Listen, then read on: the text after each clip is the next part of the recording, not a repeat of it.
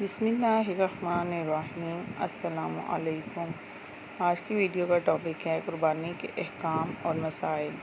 فضائل قربانی کرنا واجب ہے۔ رسول اللہ صلی اللہ علیہ وسلم نے ہجرت کے بعد ہر سال قربانی فرمائی، کسی سال ترک نہیں فرمائی۔ جس عمل کو حضور صلی اللہ علیہ وسلم نے لگاتار کیا اور کسی سال بھی نہ چھوڑا ہو تو یہ اس عمل کے واجب ہونے کی دلیل ہے۔ علاوہ ازیں آپ صلی اللہ علیہ وسلم نے قربانی نہ کرنے والوں پر وعید ارشاد فرمائی۔ حدیث پاک میں بہت سی وعیدیں ملتی ہیں۔ مثلاً آپ صلی اللہ علیہ وسلم کا یہ ارشاد ہے کہ جو قربانی نہ کرے وہ ہماری عیدگاہ میں نہ آئے۔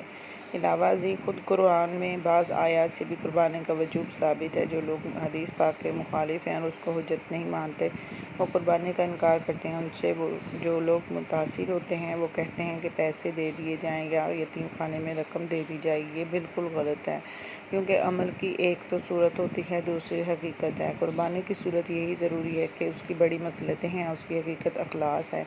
آیت قرآنی سے بھی یہی حقیقت معلوم ہوتی ہے۔ قربانی کی بڑی فضیلتیں ہیں۔ مسند احمد کی روایت میں ایک حدیث پاک ہے۔ حضرت زید بن ارقم کہتے ہیں کہ رسول اللہ صلی اللہ علیہ وسلم سے صحابہ کرام رضوان نے عرض کیا، یہ قربانیاں کیا ہیں؟ آپ صلی اللہ علیہ وسلم نے فرمایا، قربانی تمہارے باپ ابراہیم کی سنت ہے۔ صحابہ کرام نے پوچھا، ہمارے لیے اس میں کیا ثواب ہے؟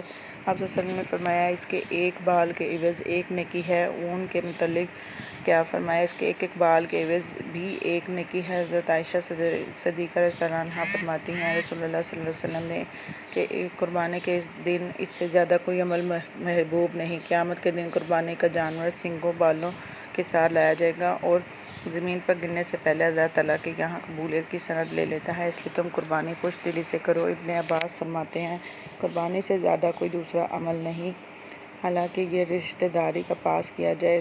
رسول اللہ صلی اللہ علیہ وسلم نے اپنی صاحبزادی حضرت فاطمہ رضی اللہ عنہا سے ارشاد فرمایا کہ تم اپنی قربانی ذبح ہوتے وقت موجود رہو، کیونکہ پہلا قطرہ خون گرنے سے پہلے انسان کی مغفرت ہو جاتی ہے۔ قربانی کی فضیلت کے بارے میں متعدد احادیث ہیں، اس لیے اہل اسلام سے درخواست ہے کہ اس عبادت کو ہرگز ترک نہ کریں جو اسلام کے شعائر میں سے ہے، اور اس سلسلے میں جن شرائط اور آداب کا ملحوظ رکھنا ضروری ہے انہیں اپنے سامنے رکھیں اور قربانی کا جانور خوب دیکھ کر بال کر خریدیں۔ قربانی سے متعلق مسائل آئندہ سطور میں لکھے ہیں۔ مسائل قربانی: مسئلہ نمبر 1، جو شخص صدقہ فطر واجب ہے اس پر قربانی واجب ہے، یعنی قربانی کے دن 10، 11، 12 ذی الحجہ ضرورت سے زائد قربانی اتنی اشیاء مالیت 52.5 اور چاندی کے برابر ہو، قربانی لازم ہے۔ مثلاً رہائش گاہ کے علاوہ کوئی مکان ہو، خواہ تجارت کے لیے ہو یا نہ ہی۔ اسی طرح ضروری ہے کہ استعمال ہونے والی گاڑی کے علاوہ ہو۔ مسئلہ نمبر 2، مسافر پر قربانی واجب نہیں۔